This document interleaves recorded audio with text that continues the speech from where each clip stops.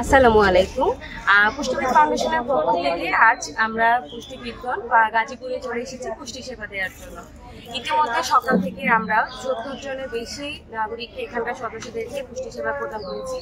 আমরা এখানে বিভিন্ন শ্রেণীর মানুষদেরকে পুষ্টি সেবা দিয়েছি, যেমন গর্ভবতী মায়েদেরকে পুষ্টি সেবা দেওয়া হয়েছে। তারপর প্রসব পরবর্তী যেসব মায়েরা আছে, অনেক সময় দেখা যায় যে গর্ভবতীকালীন সময়ে তারা পুষ্টির দিকে খেয়াল রাখলেও প্রসব পরবর্তী যে পুষ্টির যে প্রয়োজনীয়তা সেটার দিকে তারা নজর দেয় না। সেই সকল মায়েদেরকে আমরা সচেতন করেছি। অনেক প্রবীণ নাগরিক আছে যাদের অনেক ডেফিসিয়েন্সিস আছে, অনেক ভিটামিন ডেফিসিয়েন্সি আছে, যেগুলো সম্পর্কে তারা সচেতন নেই। আমরা সকলেই চেষ্টা করেছি তাদের সকলকেই এই ডেফিসিয়েন্সিস গুলো সম্পর্কে জানাতে এবং কিভাবে স্বল্প মূল্যে অনেক আমাদের আশেপাশে পাওয়া যায় মৌসুমি ফল, মৌসুমি খাবার, শাকসবজির মাধ্যমে এই ডেফিসিয়েন্সিস গুলো কাটানো যায়, সেই ধরনের পরামর্শ আমরা তাদেরকে দিয়েছি। আশা করছি আমরা এখানকার নাগরিক, এখানকার যত মানুষজন আছে তাদের সবাইকে তাদের যতটা পুষ্টি নিয়ে যত প্রশ্ন ছিল, যত কৌতূহল ছিল, তার সবটাই আমরা মেটাতে পেরেছি।